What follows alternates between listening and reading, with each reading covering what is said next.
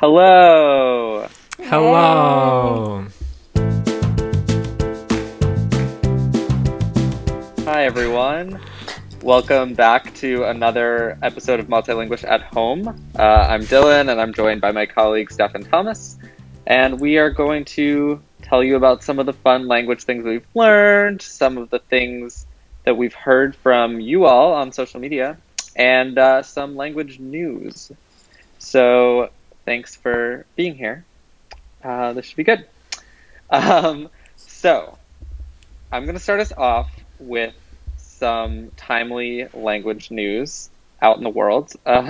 You may have heard Elon Musk recently say on a podcast, on Joe Rogan's podcast, that human language will be obsolete in 5 to 10 years. Well, that's why they named their baby that. Yes, because that is not a real word. Yeah. So obviously, as a language learning company, that's a little jarring to hear. A little rude. But yeah, it's a little aggressive. But basically, what he was saying was that he has this new like neurotechnology company called Neuralink. And their plan is to implant a chip in people's heads, specifically patients with like brain injuries or disorders that could, I guess, interface with their brain and like help fix the problems. But Musk is saying that eventually it will move beyond just fixing brain injuries and can be used for nonverbal communication, i.e. like telekinesis. Is that what it's called? No, that's when you can move. Telepathy. Communication. Telepathy. Right? Telepathy. Yes. Down the road. Well, he's saying 5 to 10 years, which seems very soon to me, but yeah. He is known for exaggerating deadlines. He has a history of not meeting deadlines. But yeah, he said language is imprecise and complex, and that this would just make it much more efficient if we could just talk, brain to brain.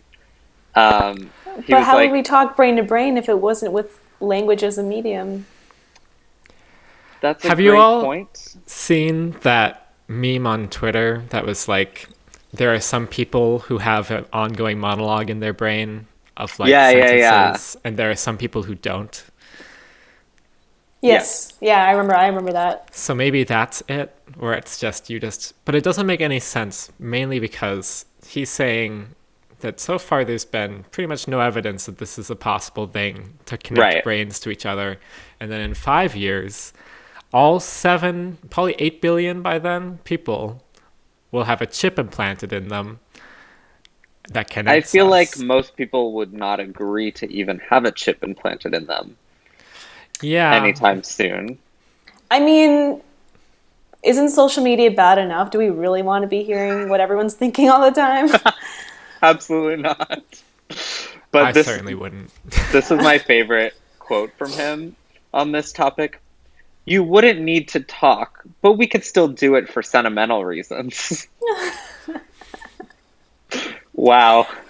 How quaint. I think the line is, this is what happens when STEM majors don't take any humanities courses, where it's just like, why would anyone care about language when you can just immediately know?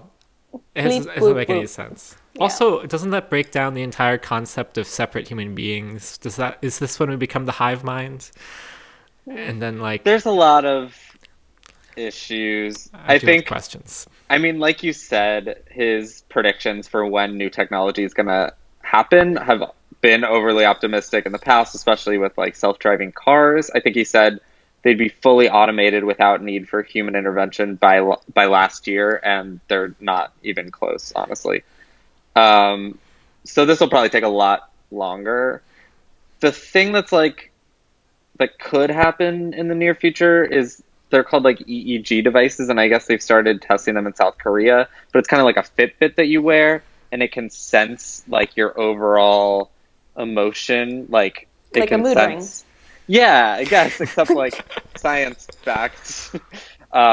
So like it can tell drivers when they're getting drowsy and they should pull over, and it can measure like very general thoughts. But they were saying it like could not replace the depth and complexity of language at all. It's just like basic thoughts. So He's such a frustrating person because he takes these ideas that I think are good, like electric cars. I Yes. want them. And then he Great makes idea. them in the most bro-y, annoying way, where it's just like, these cars are only for rich people. There's games in them. I'm going to sell flamethrowers now. And it's like, Oh yeah, I forgot about the flamethrowers. and like I agree with a lot of the impetus behind things, but then he takes it just that extra step of like, it's cool to think that we can kind of see what's going on inside the brain, but I don't think language will be eliminated entirely as a concept. And that's where Right. the line draws. It's a lot For of me. hyperbole and Just because you don't know how to read, bro. Yeah. so that is your language news for the week. I'm sure he'll make more comments eventually that we can look Looking forward to it. Yes. So Steph, let's go to you. What do you have to share? Breaking news: words are cute sometimes. Yay! So I wrote an article about like it was basically kind of a not really a thought experiment, but like you know how some words are just cute and you don't really know why. Like they just sound cute or they kind of make you think of cute things. So I actually kind of broke down like what would, there is no such thing as the cutest word in the world because that's subjective. But if you were to try to find that word, like, what would be the criteria that you would use? And so I kind of started by looking at some of the words that people on the internet came up with when asked to list cute words. And there were a lot of similarities. A lot of them sounded like words that kids use, like mommy, tummy, tickle, like that kind of stuff. So Tickle's automatically, cute. it is, but it's like, is it cute because of the word itself, or is it cute because we associate it with cute things like children? And so automatically, there's this associate. A lot of linguists actually believe that you can't entirely separate the way that a word makes you feel from its meaning. So if you think of a cute word, usually the word has a cute meaning or association, similar to like how we hate words like moist and cockroach because they make us think of gross things. Things that we don't like. Yeah, that makes sense. Yeah, Cockroach has a lot of things working against it, though. it does. Yeah, not a great one. But does that presuppose the meaning? Yeah, Chicken or the egg? Yeah. I get like a rose by any other name would smell as sweet, but then would it? Anyway, Gertrude's Maybe time. after Is that years of Gertrude's time? connotation. Yeah. True. I don't know who said that. So yeah, cute meanings, that's one thing. A lot of it, so there's also, if you're not familiar with this particular grammatical construct, there's a thing called a diminutive form of words where different languages have different ways of doing this, but basically you can cuten a word by making it sound more familiar and kind of conveying a sense of like affection towards it. Like perito, right? Exactly, yeah. So in Spanish you would add like an ito or ita. In English, a lot of times we add like a y or an ie, like a doggy, instead of a dog. We see this with nicknames a lot. So like Tommy or Steffi. In Russian, if people wanted to refer to me by a diminutive form of my name, they would call me Stefachka. Oh. And you see this in like all kinds of different languages, in different ways. But basically, another way that like words become cute is that we actually say them in like a little bit more of a, I don't know how you would describe it, kind of like a whimsical way or a way that kind of suggests familiarity and warmth. And then the other thing, cute words are often small because cute things are small. Small. So kind of like, not necessarily like words with few syllables, but think of a word like pink. It's cute for some reason, right? It's just kind of like, it also has this sort of, it's little. like, right, exactly. Yeah. So those are all the factors. I also noticed that in different words, different lists of words that people came up with, there were certain sounds that repeated a lot. Things like bubble or like that, like kind of like LE ending, like yeah, like bumblebee. Bumblebee is a controversial one Is because it? the sound is like falls into the cute category, but then for me, the meaning is like gross and scary. They But don't sting though. I know some Yeah, they're people so think they're yeah, cute. they're friendly bee. They bonk around. They're Yeah. Bonk, bugs. bonk. I was Okay, it's just thinking controversial for me then. Okay. my favorite cute word would probably be like kerfuffle, which goes to the LE Exactly. category. Yeah, it's like And- that kind of like that like yeah. I don't It have also more reminds me of did any of you play Club Penguin? no. Oh, I've been on there, I think, yeah. Well, they had you were a penguin and you could get a pet that was just like this ball of fluff, and they were called puffles. And my Aww. brain just always thinks about them for Puffle. some reason. I like Puffle. Yeah. Yeah. So So did you settle on like a scientifically perfect cute word besides the subjectivity of it? pinky. Pinky. Interesting. Raise Yeah. your pinky. It's a small thing. It's your smallest finger. I It's think got the Y pinky- ending. It's short and it has kind of like a little bit of a I don't know what the word is. It has like a bright sound to it, doesn't it? Mm-hmm. Yeah, It's cute. interesting. Is that your favorite cute word though? Probably would- not. I'd have to think about it more. Yeah, it's probably one thing that's not off the top of your head. Yeah.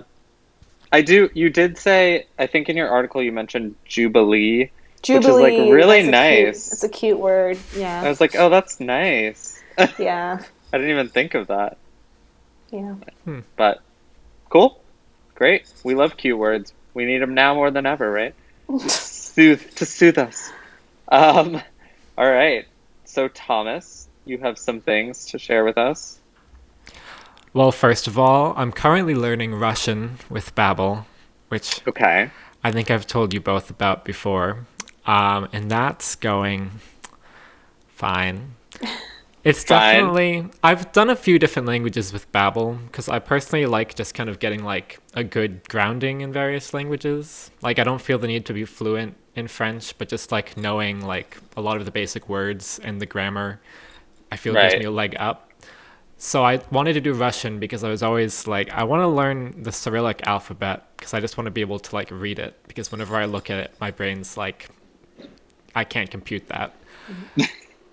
And now I've been doing it for a few weeks, and I think I'm getting slightly better, but it's still very difficult. It seems hard.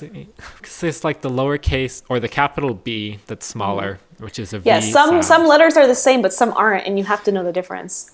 Yeah, and Yeah. there's like a thing, so my brain will look at it and then I'll try to type it differently, but Babbel uses keyboard shortcuts to make it more intuitive, but sometimes my brain still wants to type what the letter looks most like instead of what it sounds most like, Yeah.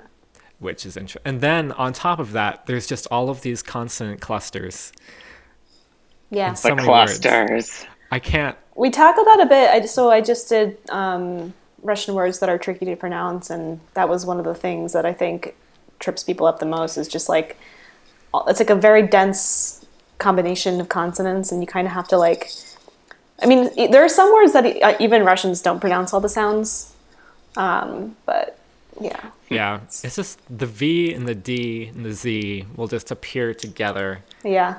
And like I'm not used to that, so I just feel myself tripping over. The one advantage of doing it from home instead of when I used to do it like on a commute or somewhere in public is that I don't feel as much shame about just like really being bad at pronouncing for a little while privately in my room. Just I bet your neighbors are judging you. Pojalushta. Staravstovia. See, it's not working very well, but I I'm hope your getting neighbors better. don't. It's really. I mean, it's really hard. It's a really hard language to learn. Yeah, I as, think it definitely just has a steeper learning curve than some other languages have done. Yeah, I mean, if it makes you feel better, I learned the Cyrillic alphabet as a small child, and it still takes me a while to read. Yeah, Just long that makes words. sense. But then, like, I walked around a certain section of New York City last weekend, socially distancing walk, which is a very You have to Russian say that, section. right? Yeah, I want to clarify. And so it was neat that I could just like parse what the signs were saying roughly now. Ooh, So it's a little that is challenge to cool. myself. That's a big improvement. Yeah, Yeah. I Props to think you it's going for well. taking on such a difficult language too. Thank you.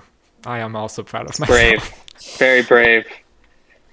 So in addition to that, I wanted to share some things that our followers on Instagram have submitted to our question about what are you doing during this time, language-wise.